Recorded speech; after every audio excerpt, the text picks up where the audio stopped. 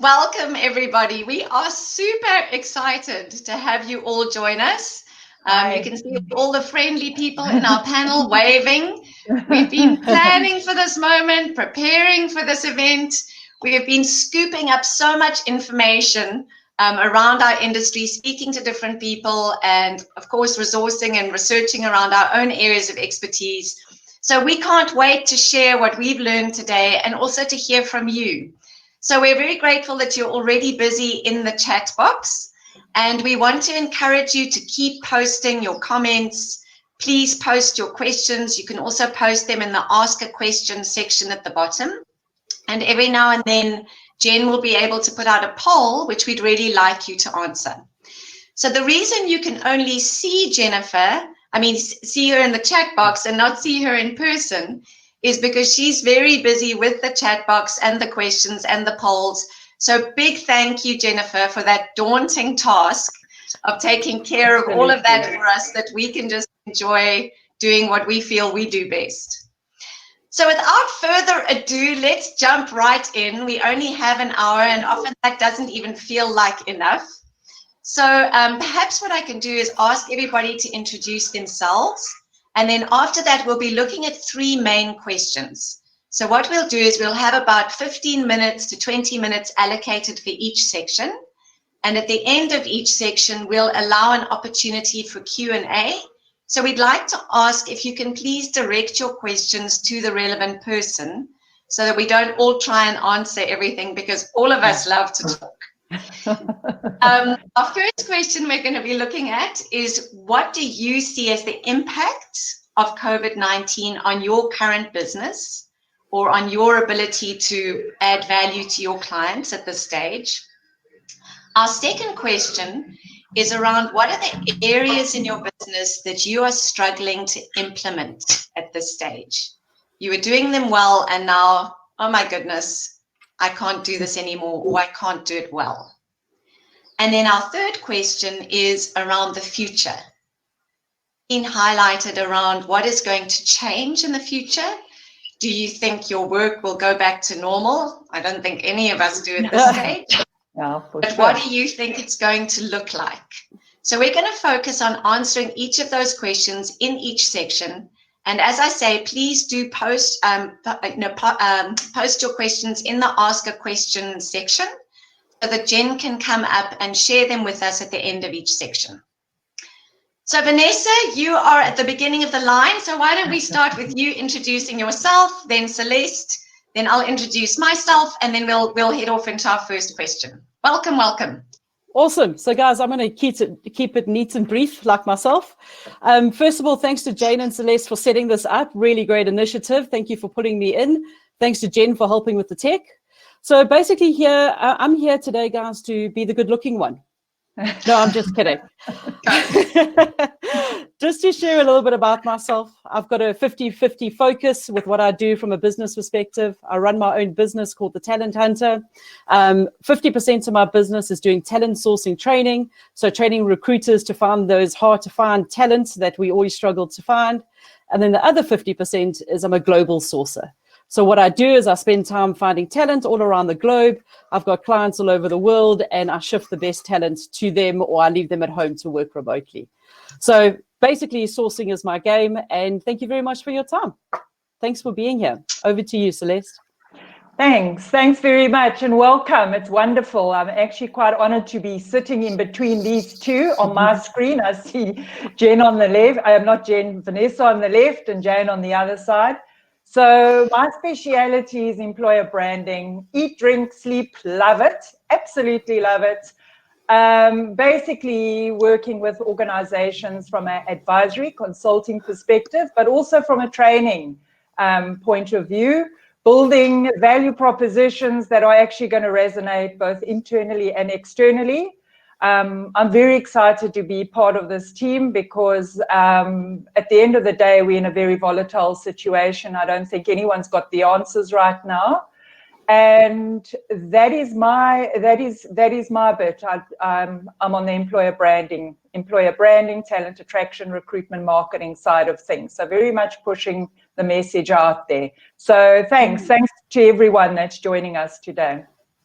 Over to Excellent. I think I'm just filled with admiration and respect for these two women. So also very excited to partner with you today. I know Vanessa and I have delivered some really fun sourcing, and well, she's done the sourcing. I do the interview skills training for I'm not daring going into the sourcing side for some of our clients. And I'm also one of those people who's passionate about recruitment, and one of those crazy people who's been in it for over 20 years. And I love training companies on how to hire the right people. So I get involved in training agencies and training companies around interview skills. And I'm also a qualified leadership and business coach.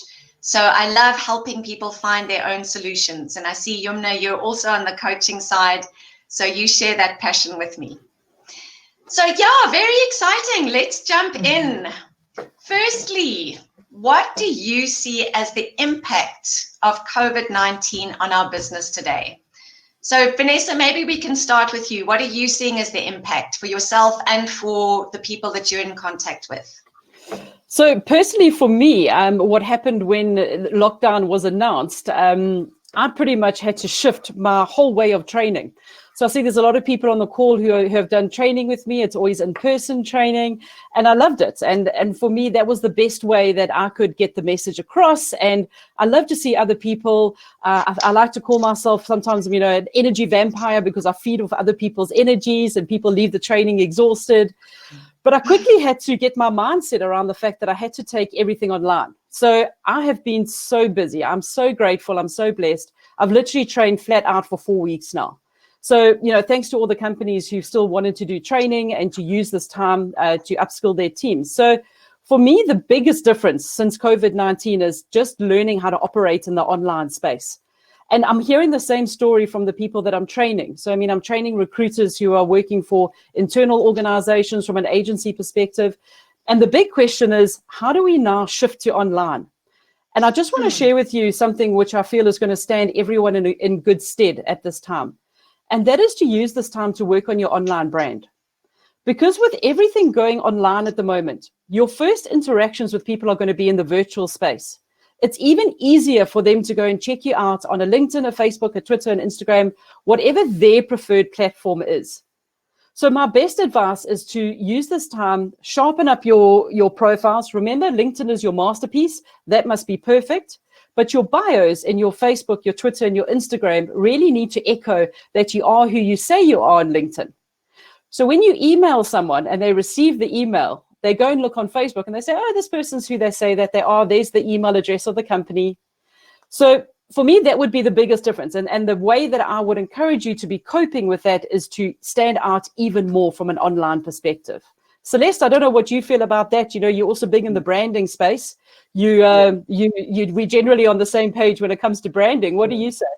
No, completely. And I agree with you. At the end of the day, we are all personal brands. And I think more than not, we don't have time to focus on this because we're so busy delivering, whether we are whether we're a service provider or an internal recruiter. At the end of the day, we leave that till the last. And it's essential because that is people are doing business with people they enjoy. And it's all about relationships. And it's all about relationship building. And it's about ensuring that your package is good and that you are taking it to market well. So I completely agree with you. Can't fault you there.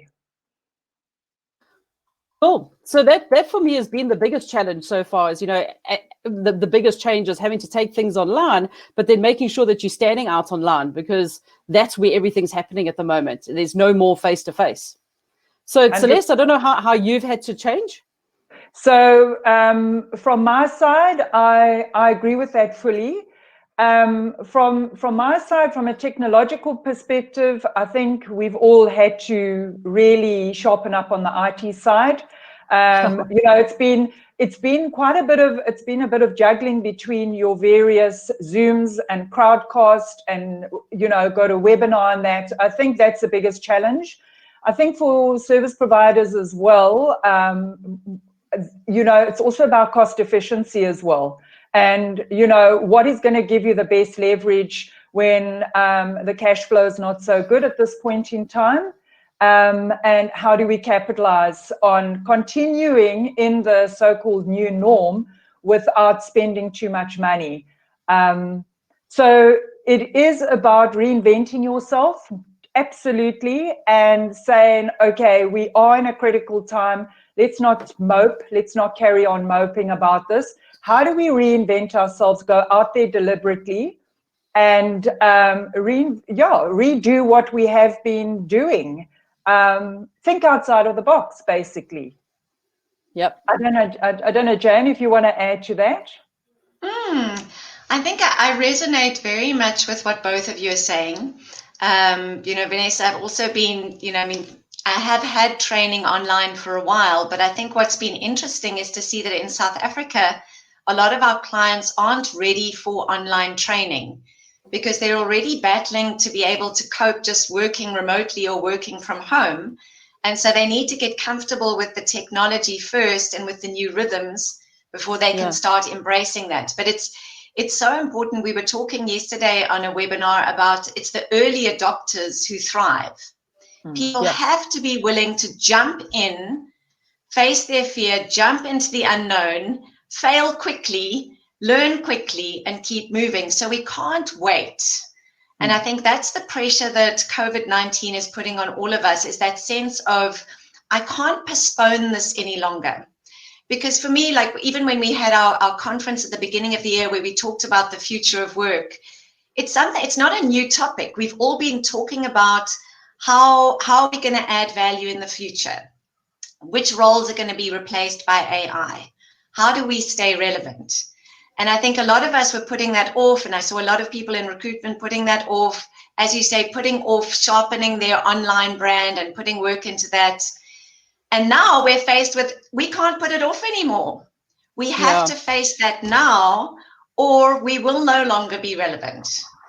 So I think that's one of the biggest impacts of COVID-19 for me, is getting people to really face their fears and really ask the question head on, what value do I add?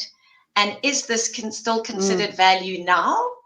And will it still be considered value in the future? Because as you say, Celeste, we're going to have to be agile around reinventing ourselves to be able to become whatever our clients need us to be. Yeah. So very, very, 100%. And I think, Jane, just to add to that, I think that there are some positives that have come out of that and things that are going to stay with us. And I know that we're going to get to this at the end of our discussion. But for me, what it's done is I've had to change my mind shift. I've had to understand that online training is just as effective as in-person training, not what I didn't think. I've actually received some really enlightening feedback about how people prefer doing the training because it's quite intensive. There's a lot to take on. It's bite-sized chunks. They don't have to commute anywhere. They don't have to drive anywhere. So they're not wasting that time. And also they can go and put into practice before the next session. So for me, the positives around this, what I'm learning is absolutely amazing, is that I need to probably change and I need to, going forward, add this as a value offering. And for me, that's been amazing. And if this hadn't have happened, I wouldn't have learned that actually there's this whole other dimension to my business, which from a positive perspective has opened up more global markets. Because now I'm quite happy to do this. I'm very confident with it and I can reach out to more people. So it's a nice positive that I've learned, taken out of this situation. Totally. I think you embody, Vanessa, what I saw. There was such a fun video that my husband, Reinhard, actually posted yesterday on LinkedIn around how this time is filled with chaos and uncertainty, but also filled with opportunity. And so I think that's something that I hear in what you're saying. It's so important for all of us to look for the opportunity in this. Yeah, absolutely. Jennifer, it looks like you have some questions for us. I think Jennifer's just giving you your 1 minute warning. Yes. Well, I'm ready for you if you're ready for me. First of all, we asked a question in the beginning, everyone. What is your current role? So we have 9 votes for internal talent specialist, 22 votes for external service provider, and 8 others. Quite interesting mix of people we have here. And then Jane, I think our very first question, I did answer Sam, but she did ask Jane, how do you get the motivation to get so well dressed at every event? I told Sam that it's your superhero and it's your uniform. I don't know if you've got anything else to add to that. I'm just a bit upset Sam didn't ask me the same question. I mean, I'm wearing my trainers with socks today. I mean, that's impressive. I don't know if that's a joke question, Sam, but honestly, I have a couple of shirts and jackets that I hang together in my cupboard. And for each event, I literally just take out one of them and put it on the top. But that's wonderful. From mid-waist down, you might see a pair of tracksuit pants and slippers and tackies and all those things. So that's the thing I love about working from home. You only have to get dressed from the... Oh, we can tell him some stories about that, hey, Jane? Okay, so let's get going on the question. So the first question was, what do you see as the impact of COVID-19 on your business, and how are you currently going about your TA, sourcing interviews, positioning your brand, etc.? Yes, Jane has a Zoom suit.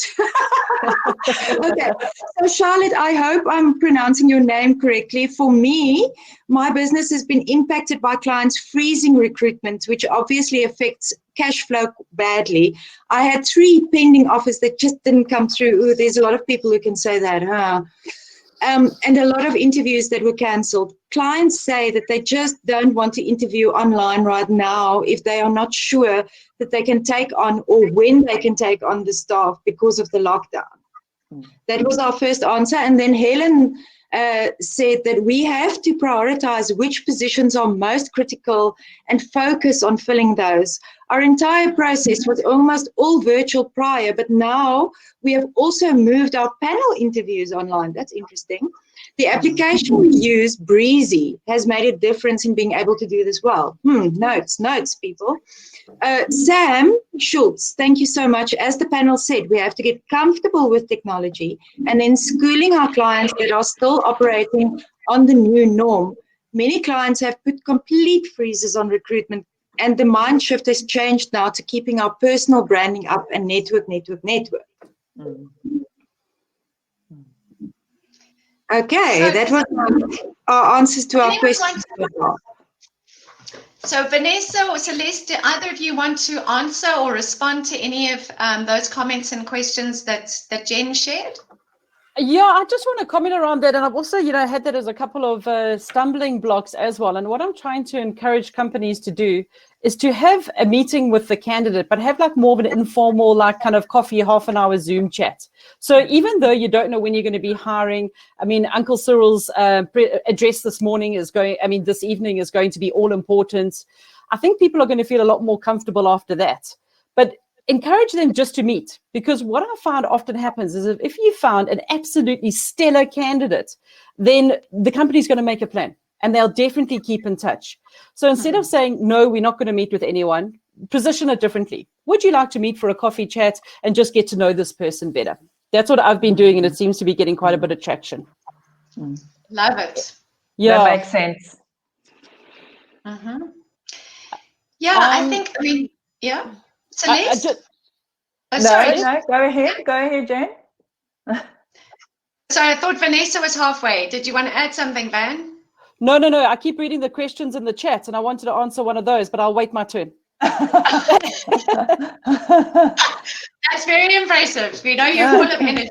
Yeah, no. I took medication this morning. I think something that I've seen and heard as I've been talking to different people in the marketplace is how it's really put a spotlight on the role of the talent acquisition specialist, be they internal or external, around really becoming more of a career advisor to the candidate than just somebody who's quickly making a match. Because candidates, as we're seeing, are more nervous about accepting offers, and we did hear in the Recruiting Brain Food Marathon that 70% of candidates have withdrawn from the process at the moment because they are valuing stability over most things in this time. Yep. I think it's more important than ever in the interview process to draw out what is really important to that candidate, And again, I know we'll talk about it more at the end, but that's why I love the GROW model in the coaching environment as a tool to help draw out what is really important to people, help them articulate it so that you can really partner with them and highlight that value in the role that they're applying for. Yeah. So yeah, from my Jane. perspective, that's Yeah. If I can add to that as well, Jane, I think it's again really bolstering and boosting that candidate, showing that level of empathy, which I think they're missing, because they obviously saw a position that they were in the running for, and all of a sudden there's no commitment happening from the client side. I think it's also about saying, is there more as a candidate that you can do to impress when you eventually do get to sit across that, desk with the panelists and everything? Is there more we can actually work on in terms of your profile? Because what's coming to the forefront quite strongly is the fact that soft skills are being called upon quite strongly. And it's coming through because of the fact that all of a sudden people have had to adapt, and they've had to actually be problem-solving, innovation thinkers and that kind of thing. And when this person goes in front of a panelist, maybe, the take on how this client is going to look at that panelist look at this candidate is going to be quite different. They're looking for those softer skills that does encompass decision-making, agility, able to change as quickly as possible, based on the fact we've just gone through a lockdown. So the profile has changed somewhat, maybe. So maybe, again, going back to what Vanessa said, grooming that person that much more in meeting the spec.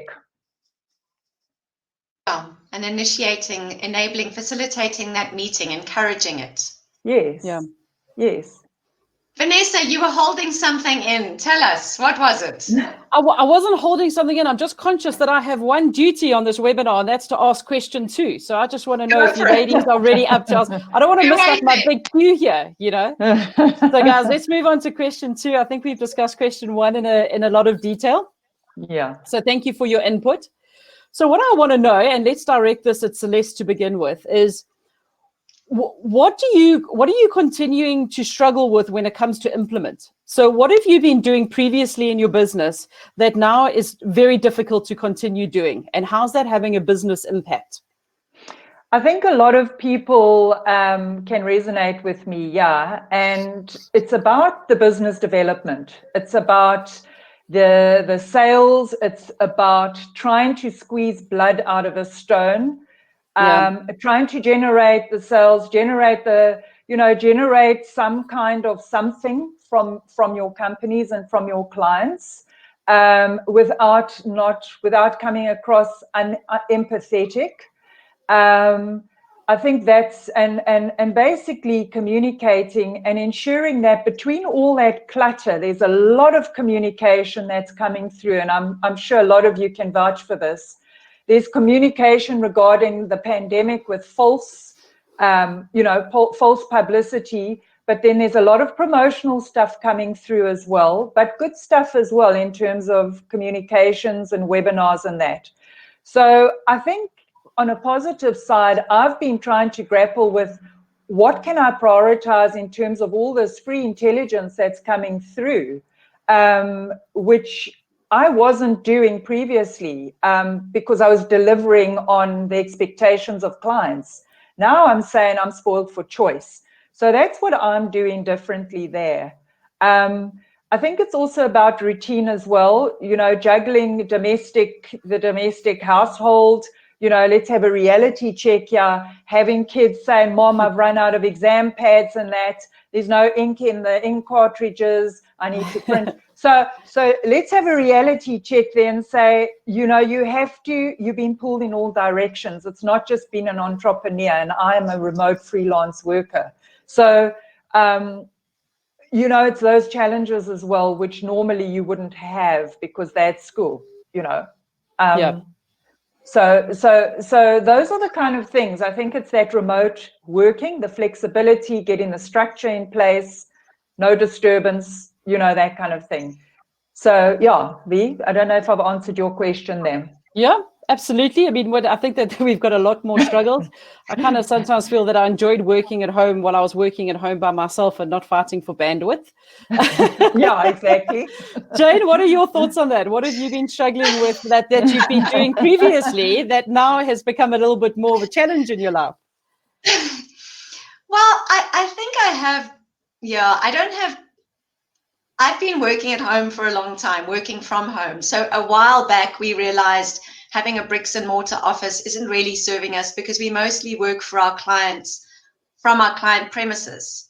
So we made that switch a while ago. So I'm actually more in a rhythm and a routine already.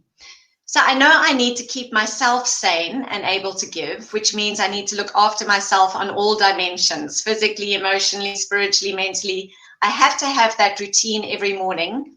Otherwise, I'm not able to really give and remain energetic and joyful, if you like. So I think that part has not been so much of an adjustment for me. I think what's been good for me is not procrastinating learning more technical tools. So we had a great chat yesterday about future-proofing your business with Mareka Burnett. And she talked about something I'm now adopting is setting aside 30 minutes a day to learn something new. Cool. And so this morning we had a design thinking workshop and coaching session with a couple of clients. And the wonderful new thing that I learned there was the whiteboard in the Teams function, because I know about whiteboard in WebEx, but not in Teams. So playing with the sticky notes. And so I thought I really want to do that is upskill myself on the tech side, because as like you, Vanessa, you mentioned, loving people and that energy. I love that too. So I don't really want to spend time learning tech, but it's important. Yeah, it is. And I think it links into something you said, Celeste, about sales, because something that salespeople love is also being with the client and being able to convince them in person. And now, as salespeople, which all of us are if we're working, we have to learn to be able to convince people using a technical platform, which means that 50% of our effectiveness is going to be how well that platform works. So we have to get comfortable with that ourselves. But it's also about making sure that the client is comfortable with the platform that we use. Because just as we've seen with video and remote interviews in the past, sometimes a candidate can be disqualified or seen negatively just because the technology isn't working. And the client or hiring manager gets irritated with that and then views the candidate or the interview negatively. So those are the things that are top of mind for me. Awesome. And you, Vanessa? So I've just been thinking, my two biggest struggles is the first is business development. And I'm going to be honest with everyone. I haven't done business development in the last 4 weeks, 5 weeks even. I've literally been flat out training online, but that's my focus for next week. So I'm not quite sure how I'm going to go about it. I have an exciting whole third day of new sourcing training that I want to introduce to the market, but I don't know whether the time is right. And I'm hearing that a lot from the people that I'm training to is, how do you go about business development when you can't meet people? So I'm very much a people's person. If I meet someone and I can sit around the table with them and I can show them a couple of cool sourcing tips and tricks, they're like, wow, we'll do your training. So I don't quite know how I'm going to have the same impact online. So that's something I'm going to have to discover around my business, to be honest. The second thing I'm struggling with, again, being honest, is I'm struggling to get payments out of the corporates. It hasn't been easy because I don't think people can walk down to the finance corridor and turn around and say that, here's the invoice, why haven't you paid it? So it's taking a lot longer. I have had 1 or 2 companies ask if they can put me on some kind of like a payment terms or plans. So I know that from a recruitment industry is what other people are facing. And just to say, hang in there, try and stick to your guns. Let's not try and undercut anyone too much. And then, so that was my 2 big struggles, was the business development, and I'll keep you posted on that. And the second thing was getting payment. But if I have a look at the polls, a lot of people are battling to get commitment from clients and candidates as their biggest bugbear. So I just want to touch on that quickly. I think this is where it comes down to your relationships, as we've all touched on. Those clients that you had an existing relationship going into before lockdown, they're going to be your key clients. Look after them. Okay. Don't worry too much about nurturing existing clients where they're sitting with 15 agencies on the PSL. Nurture the relationships that you already have. Like, I was so impressed. Just this morning, I got a message from the CEO from a massive IT company who I've trained his team just to touch base with me. And I encourage you to do the same. Just touch base with people. One of the best things I've read, and this is my final point on this, is that during this time, people are going to remember the way that you made them feel. And that is by your actions of how you assisted them. And if you're helping candidates, you maybe give them a bit of advice on their CV, you're giving the client free advice about what you're seeing happening in the market, how they should go about onboarding their people. It's going to put you in a much better position as we come out of this lockdown. I cannot agree with you more. Yeah. No, okay, so Vanessa, I see that you had a 4-upvote question on our previous question still. It says, in terms of being directly involved with corporates, Vanessa, you mentioned in a previous chat the consensus is that budgets are being cut. Do you have any advice on how we compete as external suppliers with their in-house teams? Guys, as an external supplier, you are never going to be out of work if you're adding value. And I stand by that. This is something I've harped on about for like 5 years now. I get that. I get that you are fighting with internal teams. But if you're adding value and you can find the candidates that the internal teams can't find, there's always going to be an opportunity to make money. When you look at the internal teams, they have a different kind of a makeup to what I see in an agency recruiter. I find agency recruiters are hungry to learn because whenever they make that placement, it affects their back pocket. Think about it from an internal recruiter perspective. And I like both. Don't get me wrong. I've been an agency. I've been an internal. A lot of internal recruiters do not get commission. So they're not as hungry for it. And I think that's what you've got to remember. Use this time to become the go-to person in your network. So as an agency recruiter, you should be specializing in an industry or a niche. Nurture that community, feed them, get active on social platforms. Because as soon as this is lifted up, they're going to come to you as opposed to going directly to the companies, because you're the one who's helped them through probably the most difficult time in their lives. And yes, guys, budgets are going to be cut. The internal teams, I'm hearing it from them. They're trying to shift budgets around. Obviously, they'd rather still run a payroll as opposed to paying for a job board. If anyone is here from a job board, I would be quite nervous. But that also means, coming back down from payments from an agency perspective. But again, if you guys have that candidate that they don't have, they're going to deal with you. And that is just the bottom line. Excellent. So from our polls, let's move on to our poll results. On our polls, thank you, Nicole, for adding that extra option. What are your present challenges? 15 votes, 25% said sales. 8.3% said marketing, 0% said sourcing, 2% said online candidate engagement, 0% said assessing candidates, 58.1% of you said obtaining commitment from clients and candidates. Unemployed at the moment said 1 vote, and others said 1 vote as well. And we had an extremely interesting conversation coming on in the chats here. So once you ladies discuss these questions and also the question answer that I'm going to read, please just refer back to the chat box, because there are a lot of people said many interesting things there. So in terms of our second question, let me just grab it quickly. It got answered. Let me just grab it. That one we've answered. Right, here we are. What are the areas that you're currently struggling in? Charlotte said definitely business development and getting new clients on board. And Arena said marketing. Almost feel guilty to carry on as usual. And I think you are really saying what we're all thinking there as well. Absolutely. So comment, yes. So can I make a comment there, please, Jen? I think in terms of marketing, again, it's communication is big. And as I said earlier, everyone is trying to sift through the clutter in their inbox. And it's about going back to what Vanessa said. And it's about saying, what is the value add that I'm able to offer my clients when they are not hiring? And what is the value add that I can offer if I'm an external provider that my internal, that the internal service providers cannot offer? Once you have bedded that down, then you have got a route to market, then you have got a value proposition that you can put out there. It's also important to say, you know, you need to communicate something that's valid. It's not a hard sell, guys. At the moment, it's not a hard sell. It's about what value can I add to my client as they're sitting there. And there are no answers. Your clients don't have the answers. You don't have the answers. So we're all going according to speculation, let's face it.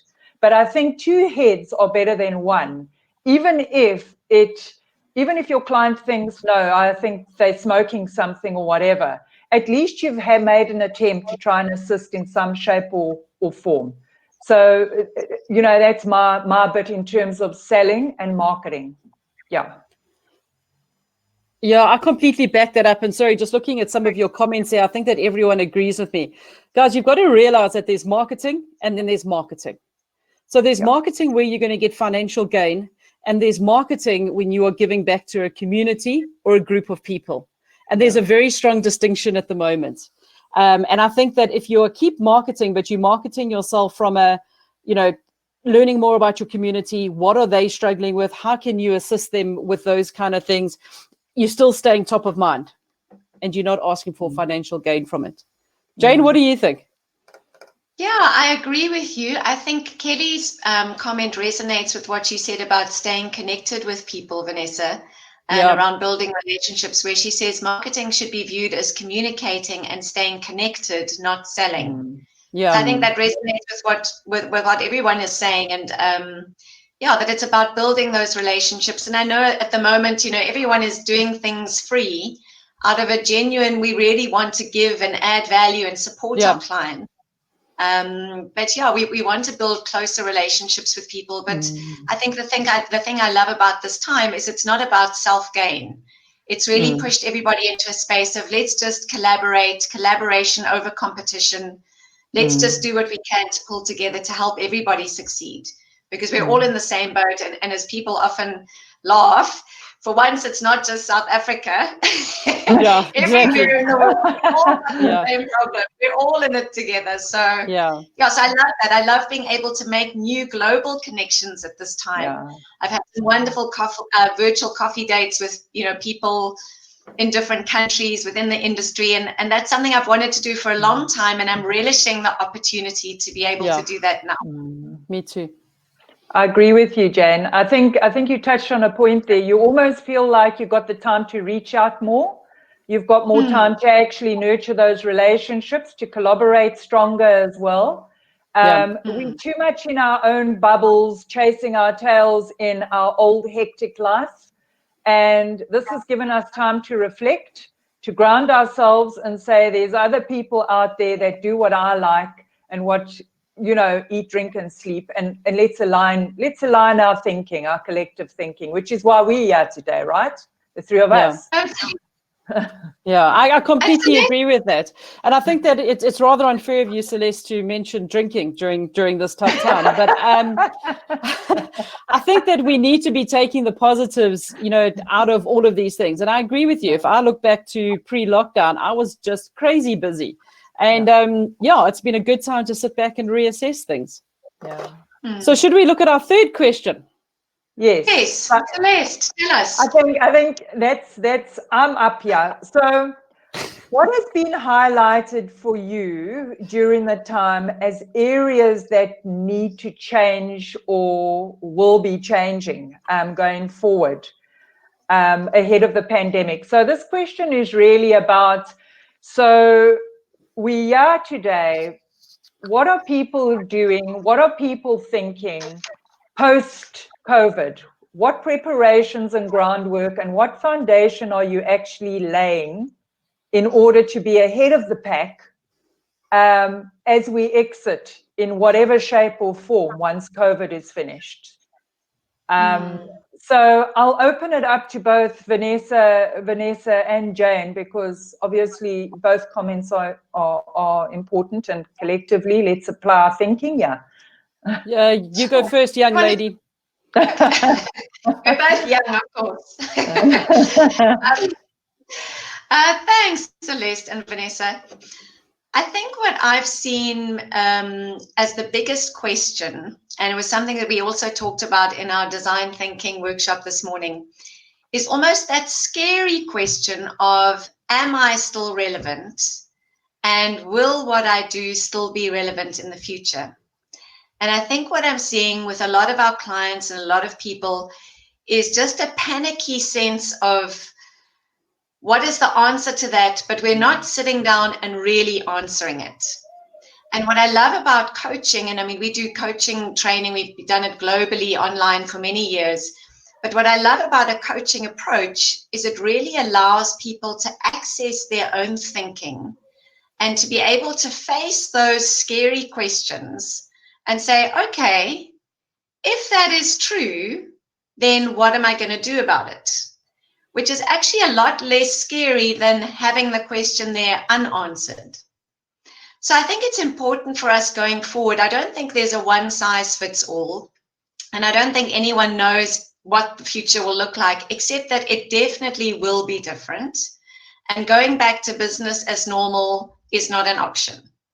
Business will never be the same again.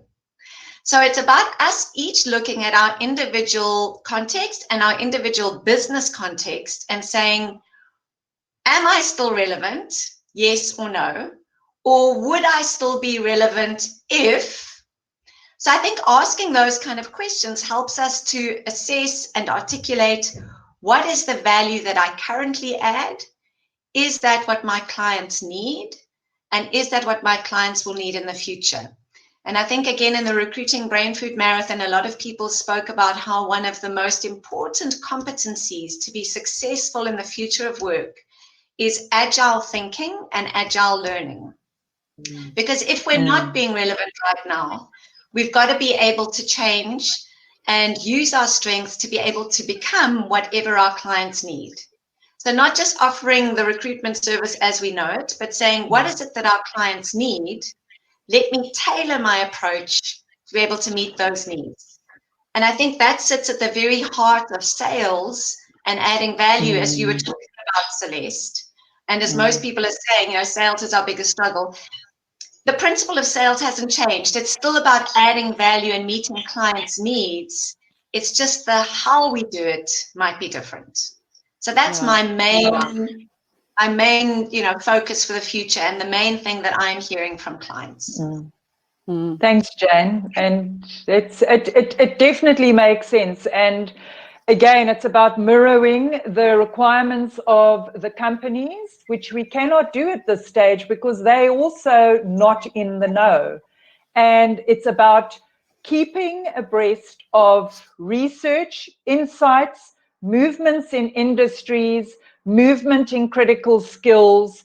Don't be left behind. You have to keep on top of your game if you are wanting to reinvent yourself and add value, because you're going to lose the end of that piece of string very quickly and you will not be prepared when we come out of this.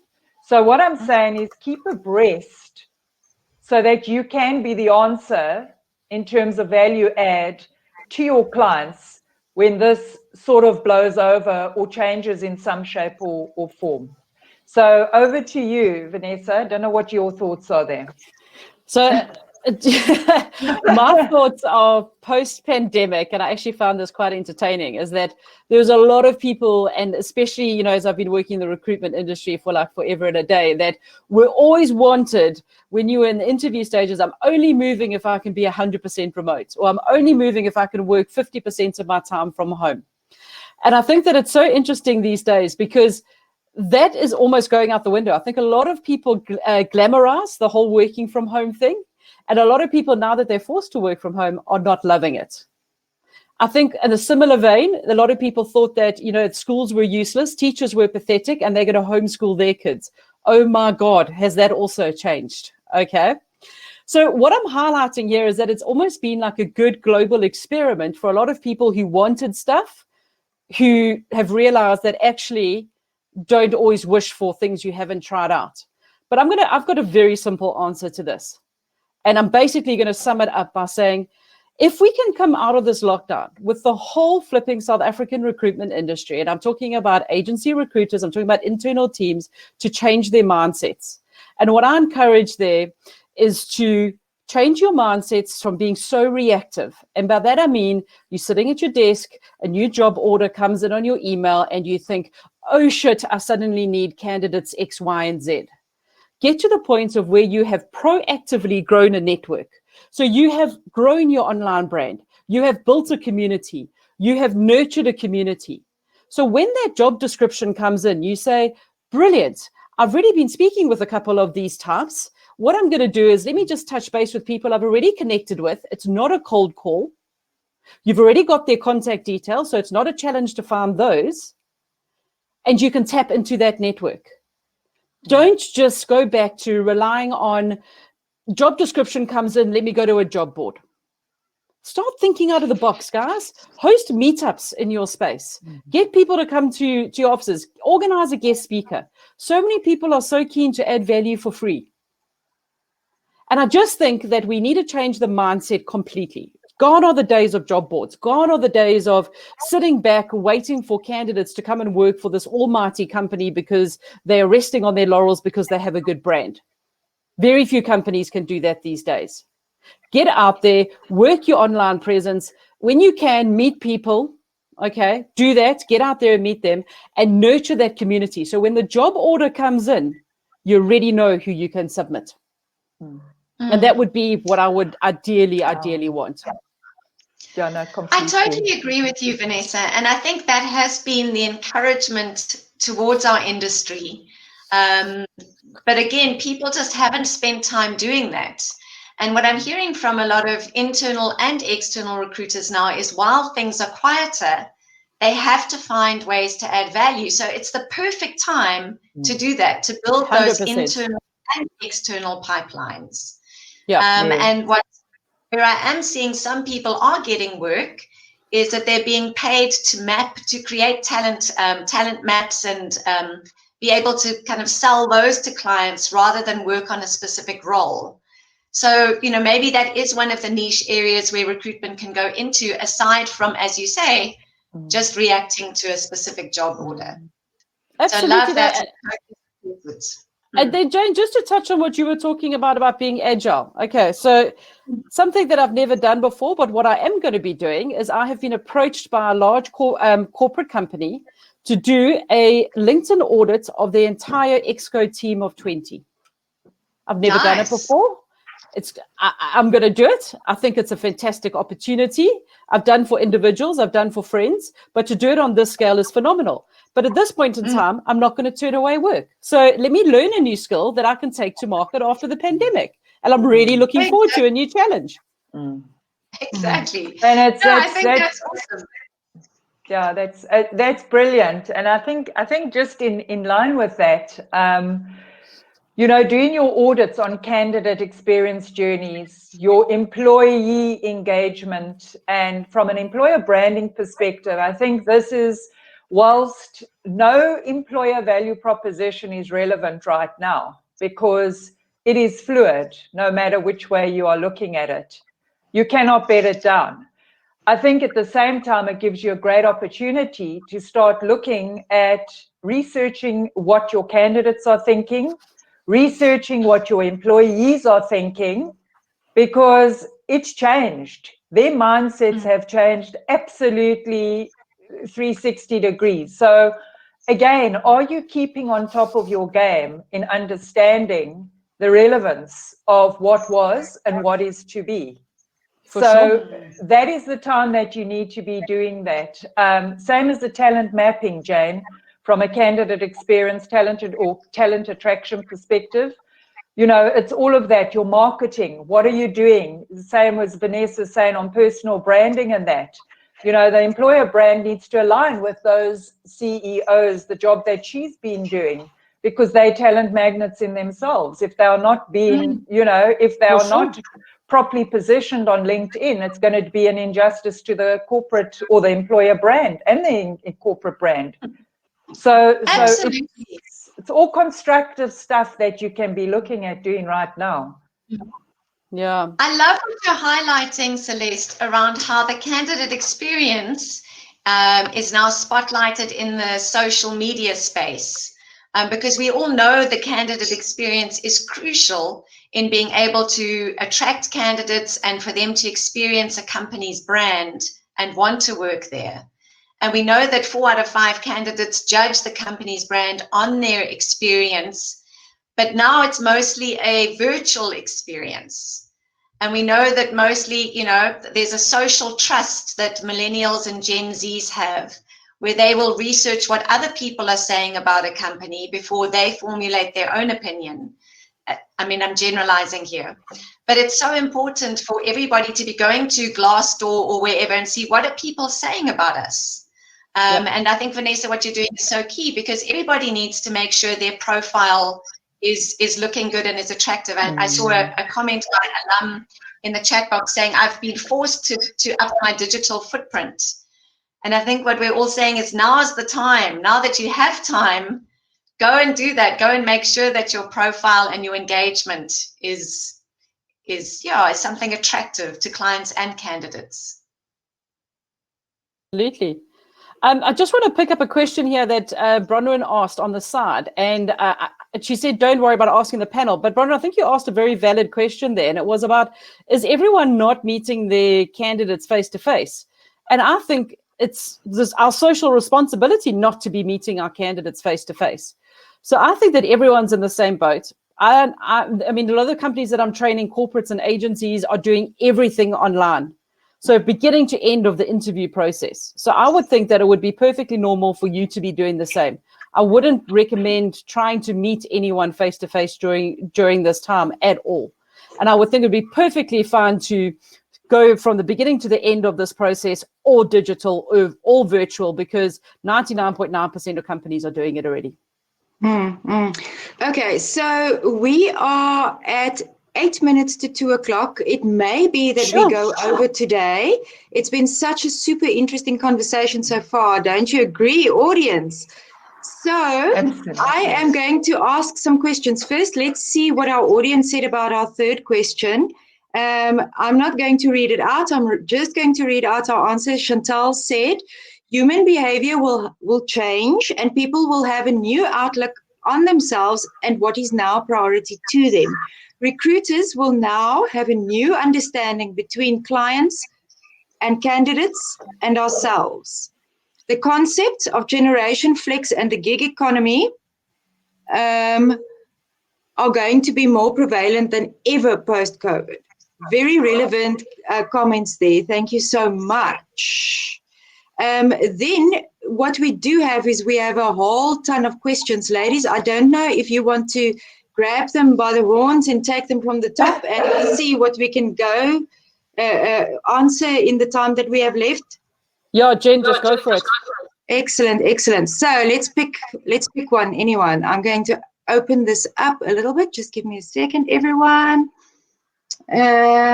So what are some of the practical tips to help clients feel more confident to not be so hesitant in restarting their recruiting needs or dealing with new suppliers? What I'm looking for here is solutions to give to clients to ignore the current crisis and be convinced to recruit again. That's from Nicole Skeepers. Thank you so much for an interesting question. I'm looking forward to the answer. Okay, I want to take this one. Nicole, I hear you, because I'm going to be in the same boat next week. So what I want to say about this is, what I'm thinking in my mind is, lean on your success stories. So you need to get success stories, and you need to get people who you have assisted previously, who you've done an awesome job with. Start getting those recommendations on your LinkedIn profile. So before I do any training with a company, I always say to them, go to my LinkedIn profile, read my recommendations, hear what people say about my training.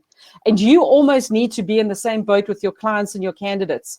So get all of your happily placed candidates, your happy clients, give them a recommendation. And then when you're reaching out and you're trying to build that trust, say, look, I mean, I can sit here and tell you how good I am until the cows come home, but the recommendations on my LinkedIn profile speak for themselves. And people know that you can't go and edit those recommendations. As people say it, they're done. You can choose whether you put them on your profile or not, but you cannot edit them. But I'm telling you now, Nicole, that is just, it's been fantastic for me. It really and truly has. And I plan on using that in the future. So good luck, girl. I'm with you.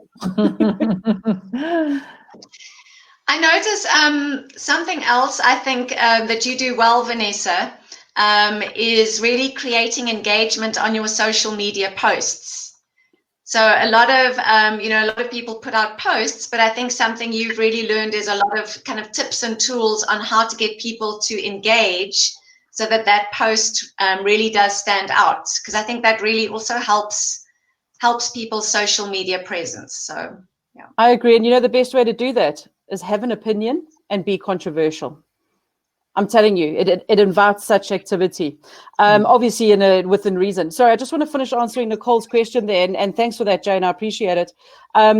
If you don't have a business yet, yes, absolutely, because one of the best things I did before I launched my own business a year ago was I already had an established online brand. And building an online brand is a continuous and it's a long-term game. So I promise you, start this afternoon. You may as well. Celeste, what have you got to add around that? Yes, I agree 100% there. And I think your personal brand, like a company brand, it evolves. It does not stay static. It needs to be attended to all the time. And I think, again, it goes back to the fact that we don't have time to work on that when we are in the thick of things. Now you've got the time to actually pretend you are the customer, put yourself in their shoes, have a look at it critically, interrogate your footprint. Interrogate the look, the feel, the testimonials, the recommendations Van was talking about, the marketing, the social, also being a subject matter specialist, putting that opinion through there as well, and connecting and networking like you can't believe, because that is what's going to elevate you above everyone else. And I agree with you. Okay. Yeah. Fantastic. So now we've got another question that had some answers. I'm going to read it out quickly. So the topic is generating new business through email and LinkedIn by Kylie. How have you found it compared to picking up the phone? Vicky said that she would like to see some other opinions. I have recruited and have emailed a lot of LMs. Success ratio is very low in my experience. Kylie said she also found that people don't want to have a conversation. The situation has changed. Nicole said, have you tried sending voice notes or video as an intro? Very interesting comment there. So what do you think, Jane? Are we talking about new business or building existing clients? I find for me with any new business, I like to go in with trust. So for me, trust is very important, building trust, having trust in a relationship. So I don't like to go in completely cold. I will always find something to hook onto to be able to start building that relationship. So whether it's somebody who, like say for today, if you notice there are people in the chat box and you think, oh, that looks like, someone with an interesting business, or that looks like somebody who's doing things well, pick up on that. Then connect with that person, either, connect with them on LinkedIn or find out what their contact details are, and connect on that person based on what you already have in common. So for me, that's the best way to build a relationship. From there I also go in wanting to learn about people and go in being interested about them more than tell them about myself. So I want to go into a relationship with someone and understand what do they value, what's important in their business, where do they want to go. And I also want to give what I can to whoever I can.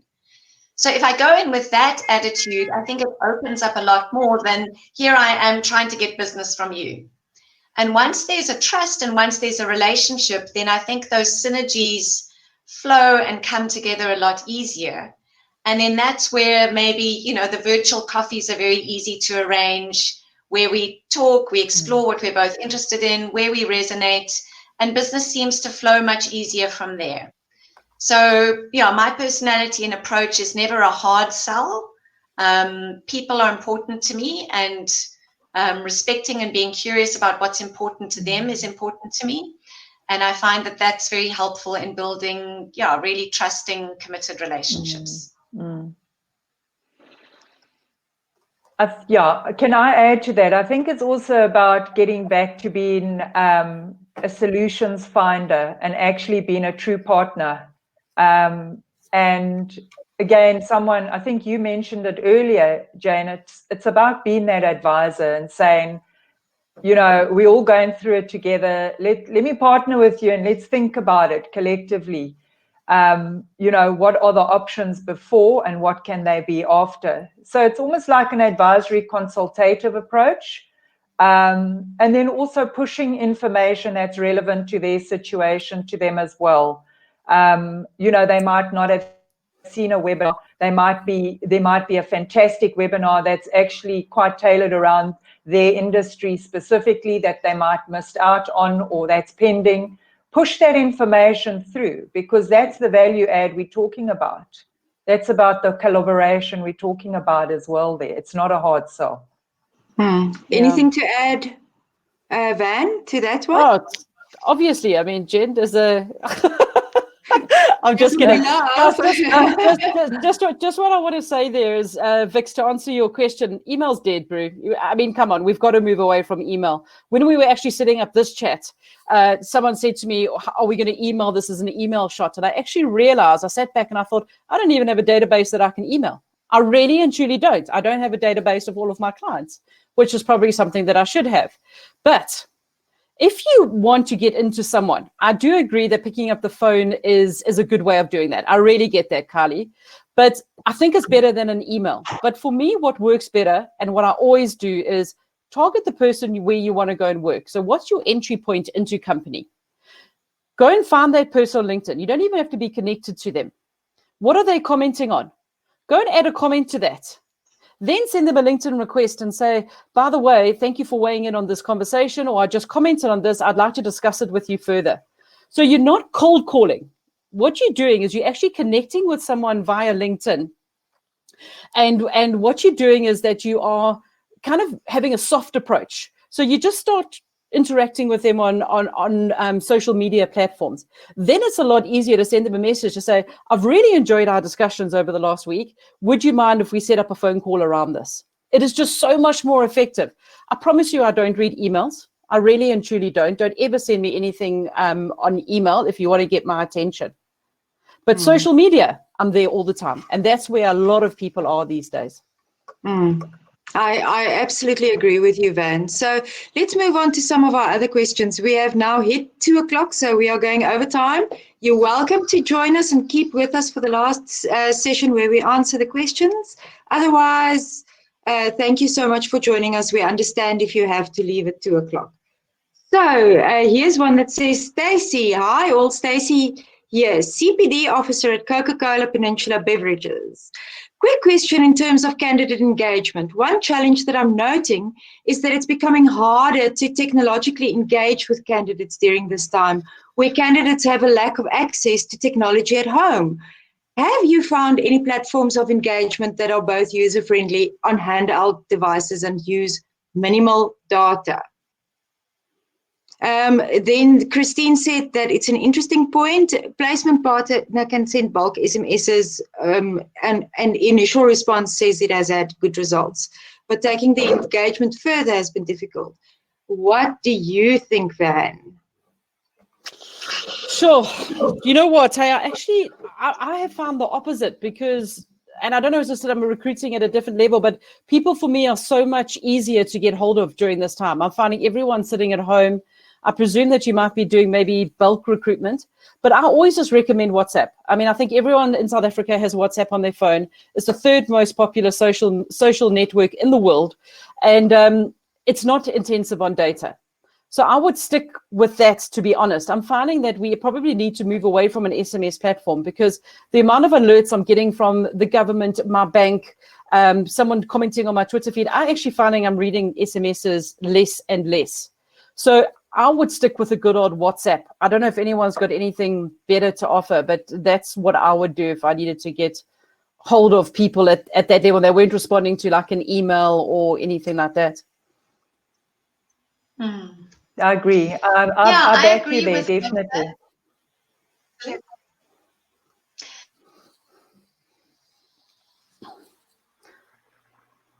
Jane, you muted, Pumpkin. Yeah, sorry, Celeste, we've lost Jane. Why don't you speak so long, Celeste, and Jane can go after you? Oh, okay. I've lost my trail of thought now. I was saying, I agree with Vanessa. I think if you want to cut to the chase and grab the person while they are available, do it WhatsApp. I think a lot of people enjoy real time. At the same time, I think we also have to reflect that, or we have to also understand that people have got different choices when it comes to communication channels and that. They've got their preferences. Some like messaging, some like WhatsApp, some find it invasive and rude if you go via WhatsApp. And again, it really depends on the level that you're trying to engage with. So I agree with you there, V. But I think it is about, you know, trying to fathom out what's going to be their channel of choice, kind of thing.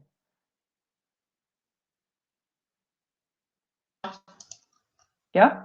Am I back? Okay. Yeah. Yes, great point, and I'm with you, those that I heard. But I think something that I really like that Hung Lee said in the conference in Cape Town at the beginning of this year as well, is that people are valuing conversation and connection in private groups more and more, rather than just trying to spam a public presence. So I think finding your private groups where people really are active and engaged are great forums to be able to connect with people and have conversation and be able to build relationships.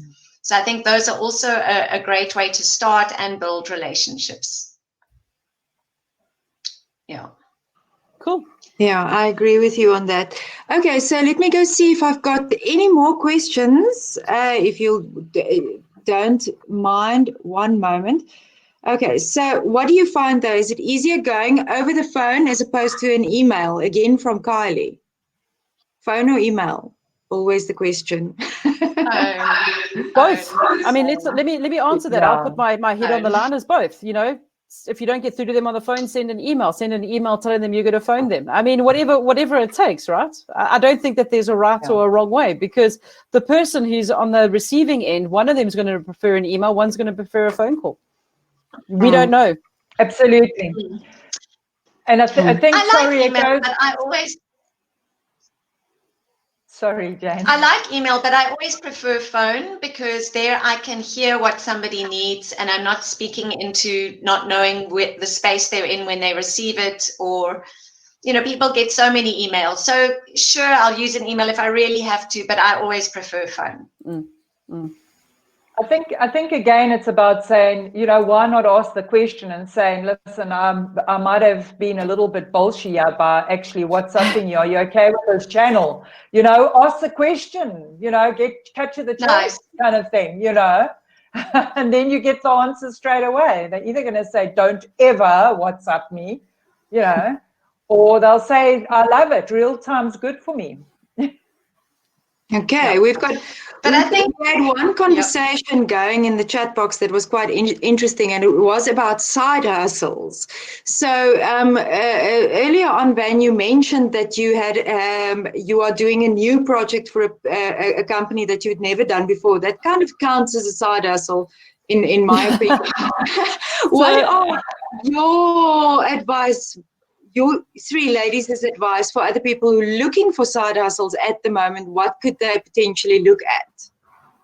So for me, I think it's not as much as a side hustle, because, you know, it's not something that, I mean, if I enjoy it, I'll do it again. I think it's just pointing back to Jane's topic there of being agile. And, you know, if you can do something, challenge yourself to do it.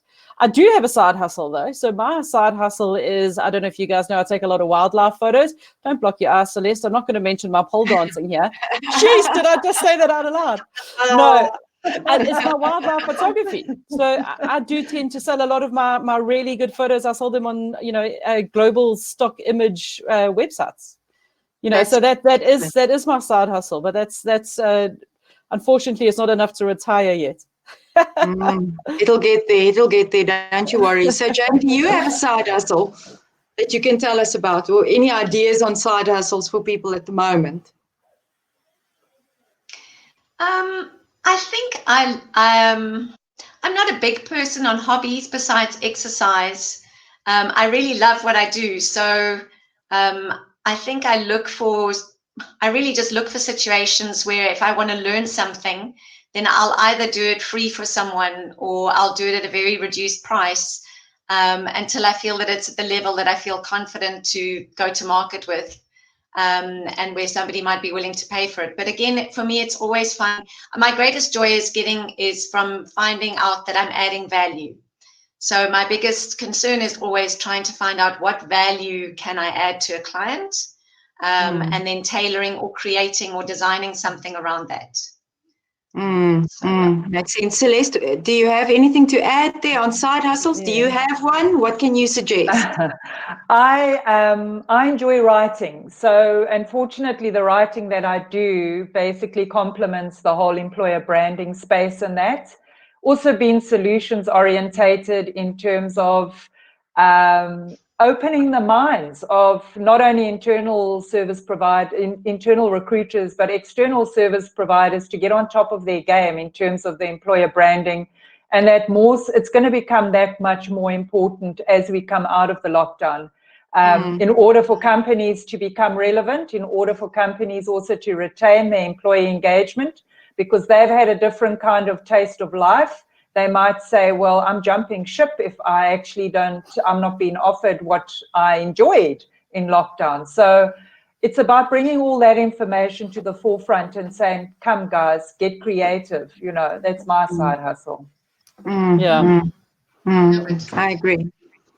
For myself, I don't have a side hustle other than cooking, but I only cook for my family and they don't pay me. So does it count? I see Richard said making pineapple beer, that works. Somebody else mentioned delivering veggies. So I think it's a matter of putting your creativity to work and seeing what can I offer, what value can I add, where can I send it, and where can I take it. Have we answered all the questions so far, ladies? And our audience, have we answered all the questions? It looks like we did. So are there any parting shots that you'd like to add to our audience today? Celeste? Sure. Vanessa, do you want to start? Or Celeste, yeah, you start with the parting shot. Celeste, you go, girlfriend. Okay, well, I thoroughly enjoyed this session. I hope everyone benefited from it. I think the collective thinking is really that was my main goal of, us putting this together is we work in a silo manner. We never have enough time to talk to each other, engage with each other. And I would like to see this continue, although, we might go back to a crazy way of living again after the lockdown. As much as we don't want it to happen, reality might set in.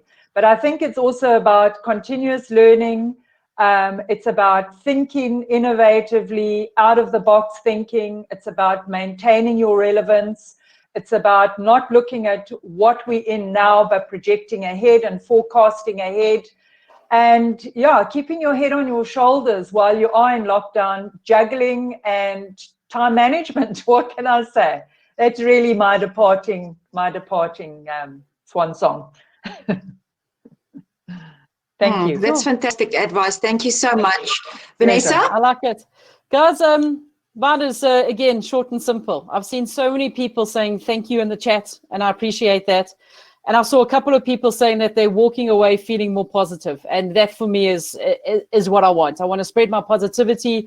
I want to spread my positive energy. And if I've got a little bit to make someone smile or feel better about themselves or about the business, my work here is done. Thanks to my awesome teammates, and thanks to Jen for the tech. I don't think we would have coped without you. So thanks all. You're most welcome, Jane. We had one last question. Maybe I can just ask you to give your advice on that. So Kamugelo said, my biggest challenge is a lot of good candidates from the IT and design space are sensitive about taking internal assessments designed by companies as a form of the recruitment process. Ooh, Van, you're going to have to jump in. They feel that companies implement concepts from not assessing them, and as a result, they do not get hired. How do we as recruiters change that? Maybe Jane, you can go, or Van, you can go quickly, and then I can put Jane on to end off our conversation. Cool, guys. So, yeah, that is a problem. And what happens is that when companies put together their own internal assessments, is that they're very much linked to that company, which might be doing like bespoke developments and not doing anything that's mainstream. So what I would do is look at alternatives. There are loads of companies out there at the moment who offer online assessments. Rather use one of the mainstream ones. So one of them that springs to mind at the moment is DevSkiller. There's HackerRank that you could use. And they do online assessments from a global perspective. They keep them up to date, and they're much more relevant than something that someone in an internal organization put together 5 years ago. Tech changes too quickly to expect someone to know something that was relevant 5 years ago. So recommend a third party, give them some options to rather use in the future. That's what I ended up having to do at a couple of my companies. Cool. Jane, over to you, sunshine. At least I'm not pumpkin anymore. Well, you can always be pumpkin. No, sunshine. I'll go with sunshine. But yeah, so I think just to echo what Celeste and what Vanessa and what Jen have said, thank you so much. We have loved every moment. Thank you so much for your comment there, June. Beautiful collaboration with great impact. I think when we put this together, that's what we really wanted to do. We wanted to collaborate, and we wanted to encourage, and we wanted to share what we've learned, and also give you an opportunity to share with one another, because we know that there is a huge amount of expertise in our chat box and in our participants' lives as well. So I think in terms of ending, yes, this time has its challenges, but what I love about it is it's a very forgiving time. Everyone is in the same boat. Everyone is reinventing. Everyone is creating.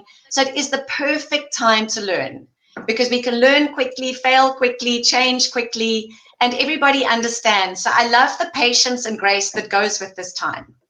And I think to end off, I think that quote you mentioned in the beginning from Maya Angelou, Vanessa, was so relevant. And again, we had it in the marathon, is that people don't always remember what you did or what you said, but they do remember how you made them feel. And so we just want to thank you today for how you've made us feel by being able to engage with you. And we really hope that we've been able to make you feel better about the future and going forward. So thanks again, and thanks again to Jen for our tech side. And we look forward to staying in touch with all of you. Please do stay in touch with us. Absolutely. It was great seeing you all here. I really enjoyed it. Thank you so much for your time, ladies, and thank you for being here. And we went over by about 20 minutes. It's awesome. I really loved it. Next time we make it an hour and a half, right? Just sounds like another training session. This was a chat. Okay, everyone. Goodbye. Thank you very much. We'll see you next time. Bye. Bye.